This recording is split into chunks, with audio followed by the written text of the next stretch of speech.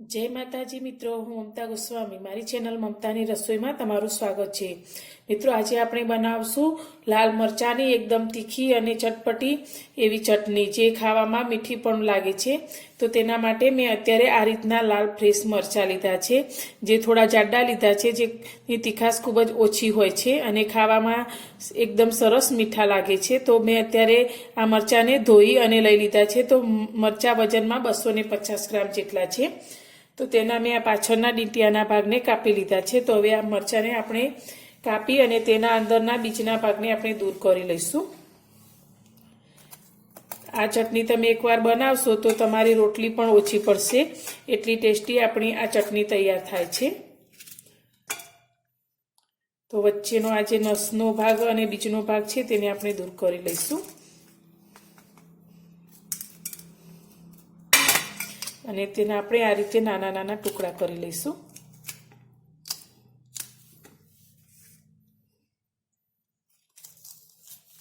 આ જ રીતે આપણે બધા જ મરચાને સાફ કરી અને ટુકડા કરી લઈશું।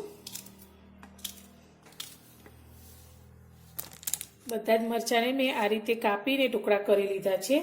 તો હવે આપણે એક મિક્સર જાર લઈ લઈશું। આપણે મરચા थोड़ा વધારે લીધા છે એટલે મિક્સર જાર મોટો લીધો છે, તમે નાનો પણ લઈ શકો છો। હવે બધા જ મરચા આપણે આની અંદર એડ કરીશું।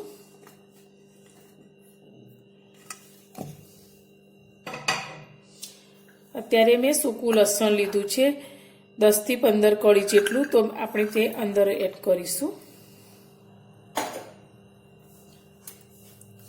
ને સાથે આપણે એક મોટી ચમચી જેટલું જીરું લઈશું। स्वाद प्रमाणे मीठू एड करीशुं। तो अत्यारे एक नानी चमची जेटलुं मीठू लीधुं छे। आनी अंदर पाणी के बीजी कोई वस्तु उमेर्या वगर ज आपणे आने दरदरू रहे ते रीते पीसी लेवानुं छे। लसण मरचाने मैं पीसी लीधा छे। तो तमे जोई शको छो आपनो आ लसण मरचा एकदम सरस रीते पीसाई गया छे। आपणे मरचा जाडा लीधा छे तो तेनी अंदर पाणीनुं थोडुं प्रमाण होय छे। तो आ रीते आपणी आ चटनी ढीली थई छे। गैस पर आपणे एक पेन लीधुं छे, तो तेनी अंदर आपणे 3 मोटी चमची तेल लईशुं।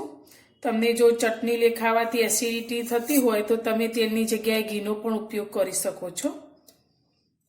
तो आ चटनी तमारे लांबो समय सुधी साचववी होय तो तमे तेलनुं प्रमाण थोडुं वधारे पण लई शको छो।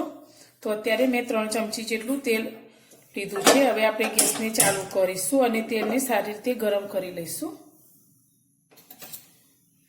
तेल आपणुं गरम थई गयुं छे तो गैसनी फ्लेम आपणे स्लो करी दईशुं अने आपणे चपटी हींग उमेरीशुं। हवे आपणे जे चटनी पीसीने तैयार करी छे ते तेलनी अंदर लईशुं।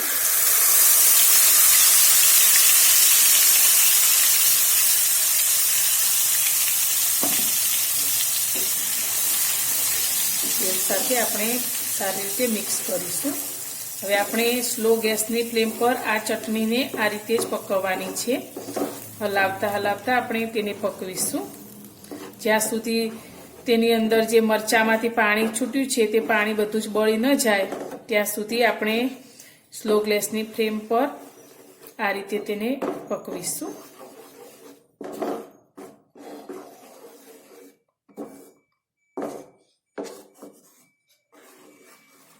આપણે મરચા થોડા મીડિયમ तीखा लीधा छे। तो चटनी आपणी थोड़ी तीखी थाय तेना माटे आपणे 1 चमची जेटलुं मरचुं लाल पाउडर एड करीशुं, जेनाथी कलर पण सारो आवशे अने आपणी चटनी खावामां थोड़ी तीखी पण थशे। बधुं ज बराबर आपणे आ रीते मिक्स करी अने हवे आपणे स्लो गैसनी फ्लेम पर आने ढांकी अने 3 થી 4 मिनिट आ रीते ज पकवशुं।